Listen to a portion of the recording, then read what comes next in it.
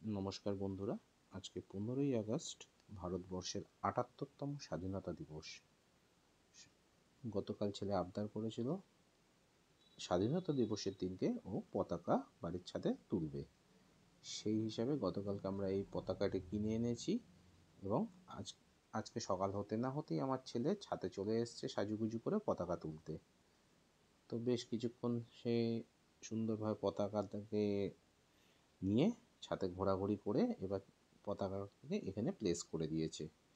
তোমরা কিন্তু অতি অবশ্যই জানিও যে তোমাদের আজকের দিনটি কেমন কাটলো, কিভাবে তোমরা পতাকা তুললে বা কিভাবে সেলিব্রেট করলে।